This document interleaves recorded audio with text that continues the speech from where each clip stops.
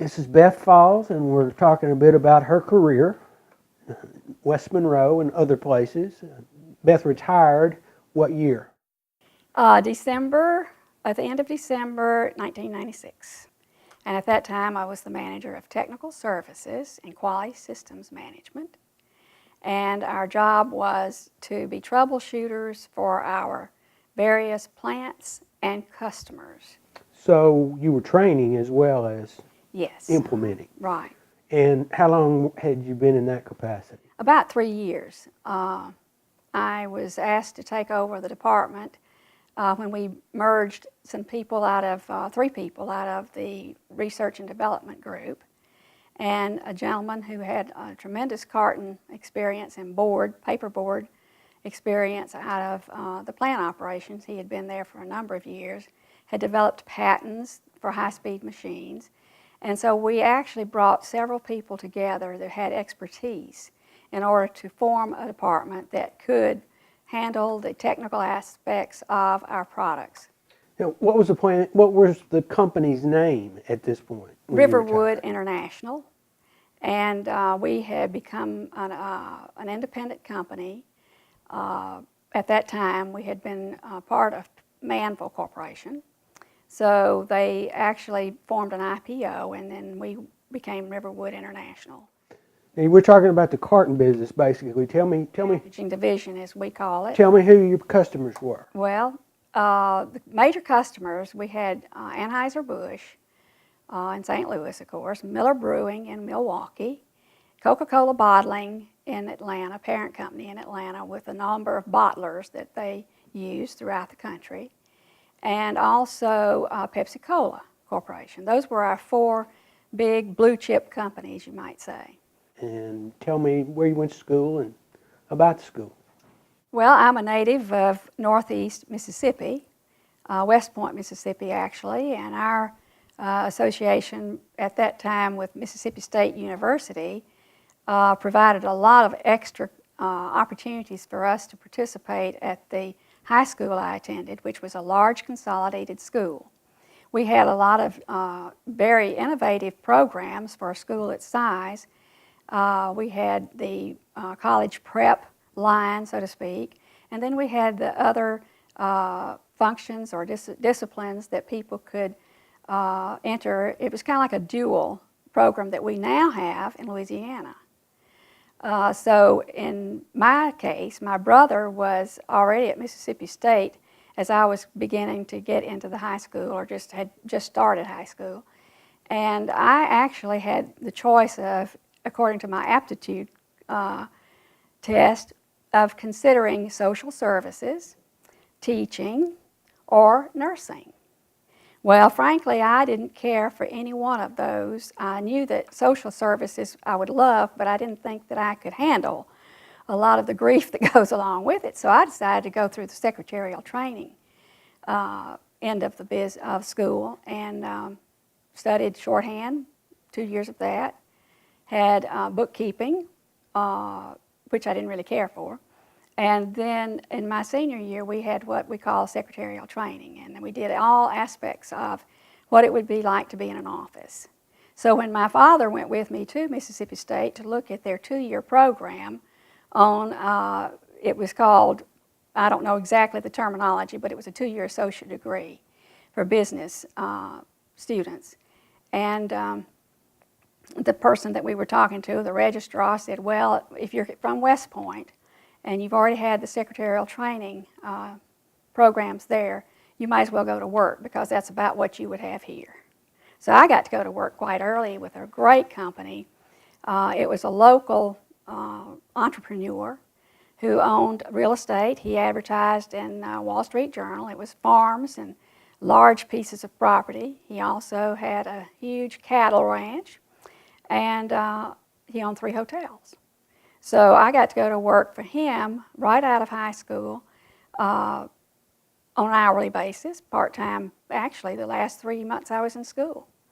So after that, then he helped me. He was real proud of what I did, and when the North Mississippi Industrial Development Association decided to locate their offices there for the 28 counties in northeast Mississippi to try to attract industry, and he recommended me to be one of the people in their office. So I had a tremendous amount of experience early on. When did you leave Mississippi to come to Louisiana? Well, I first went to work for a company in Tuscaloosa that was Gulf States Paper Corporation, and I was in purchasing. Actually, I was the secretary, had a job level, entry job level there of secretary to the vice president of procurement. And he was in charge of all procurement for the paper mill as well as the packaging operation there. That was a great opportunity to work in a paper industry. I supported the purchasing manager, although I reported to the executive level.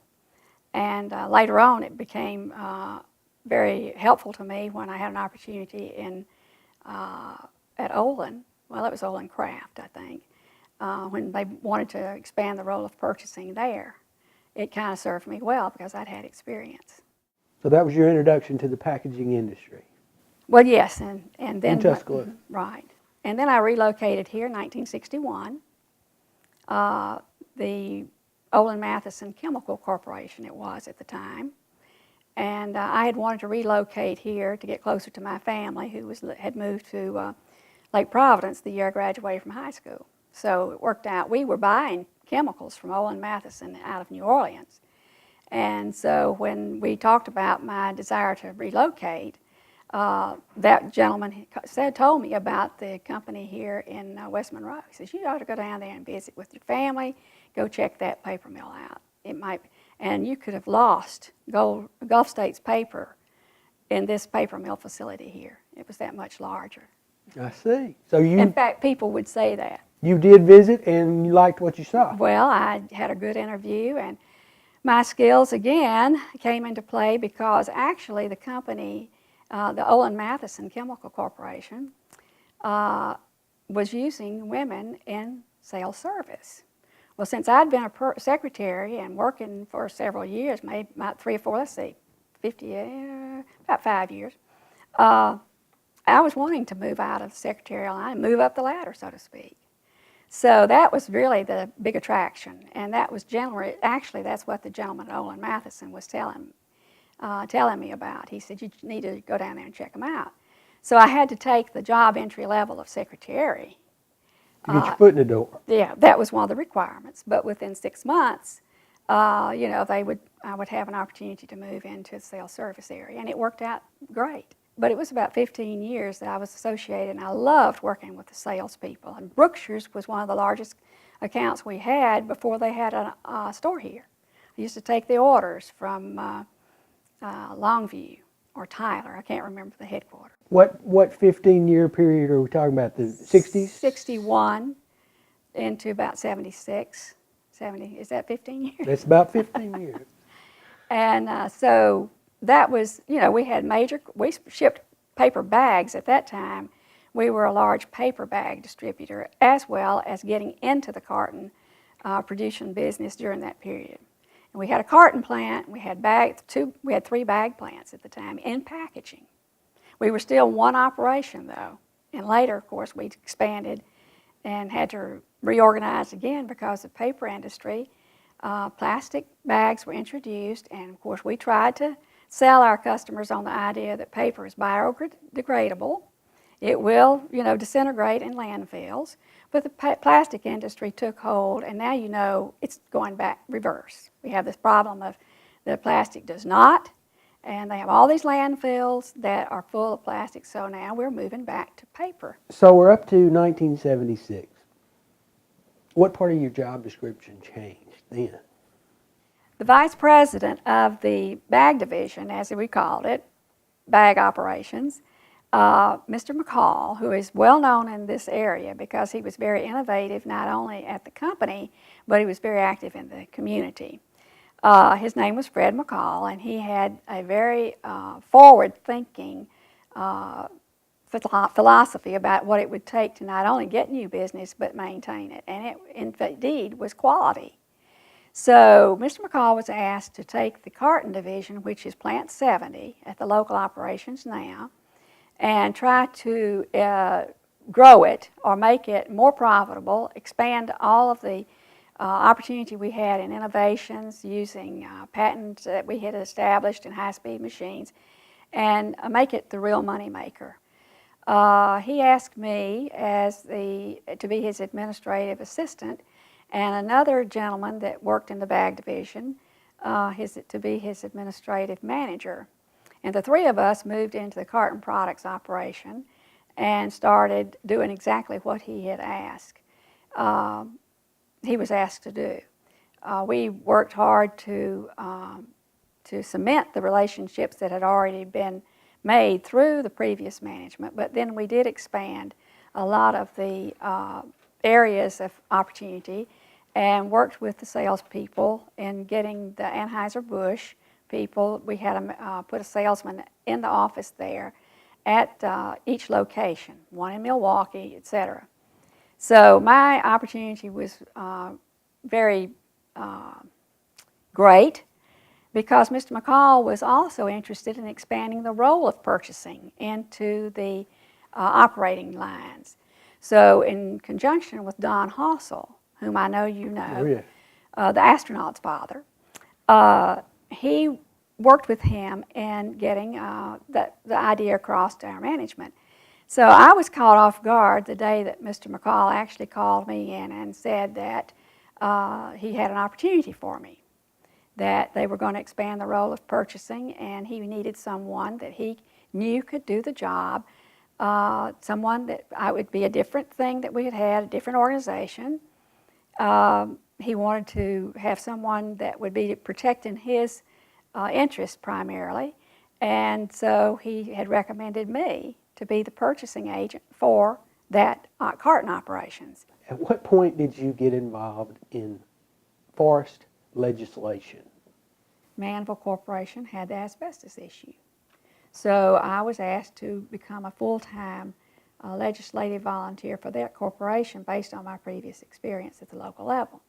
So for 2 years, I actually reported to the Denver Public Relations Communications Department and the Public Affairs Office in Washington, D.C.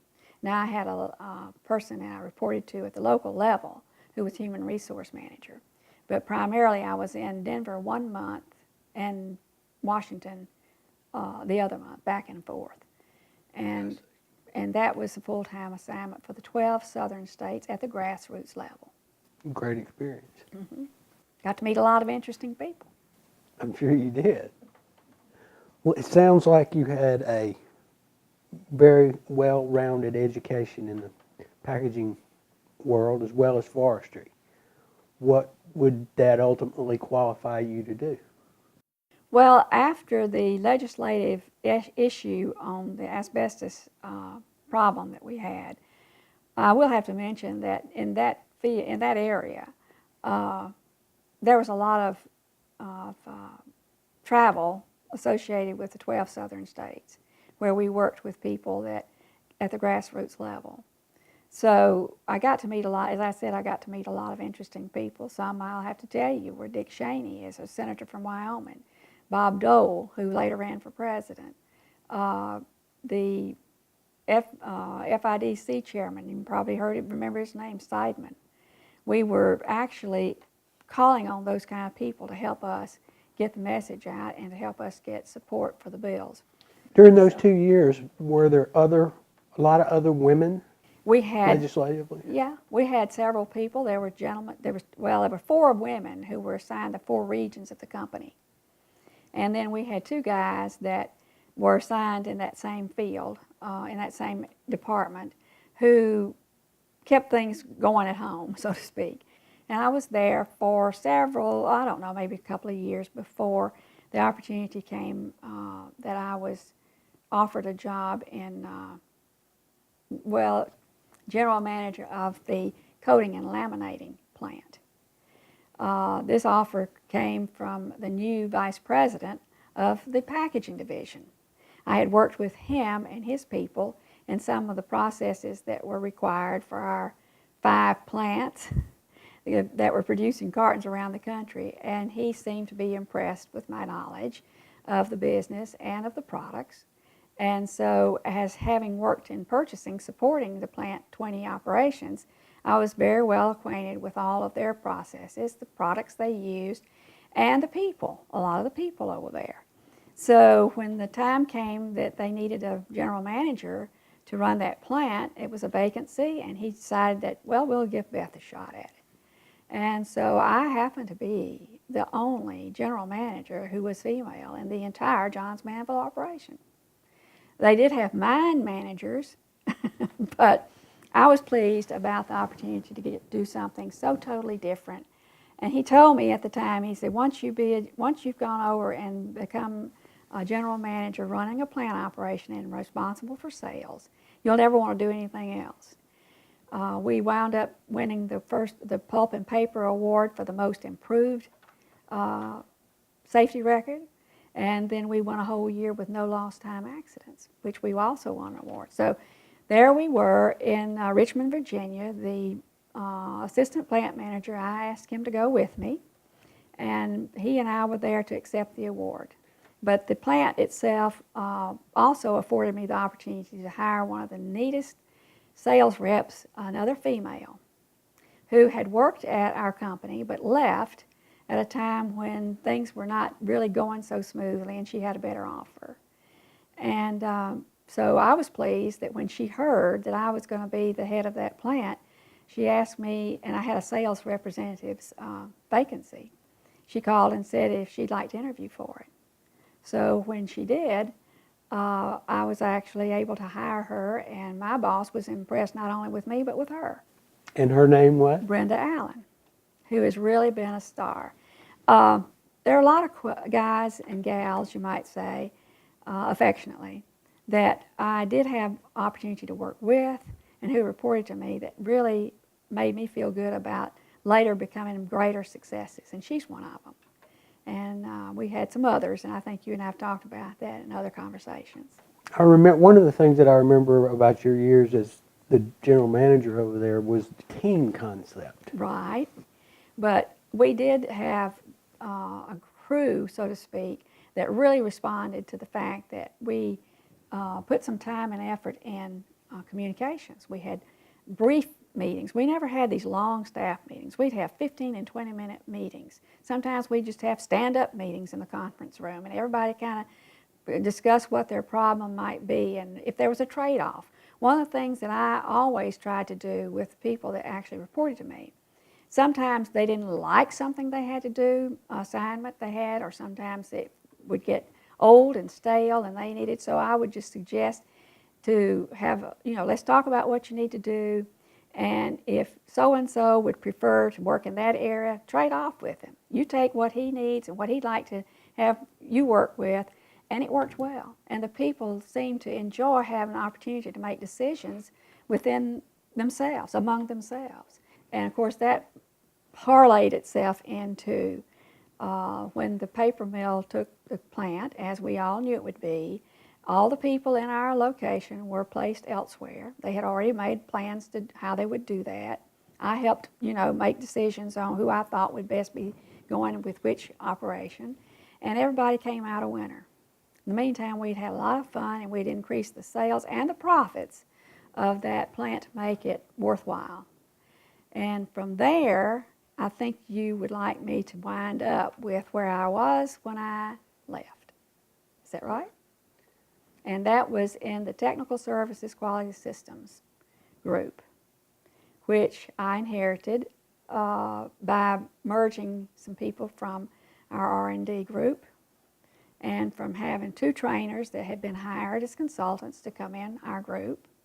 And we all put together a team effort in troubleshooting and in bringing our customers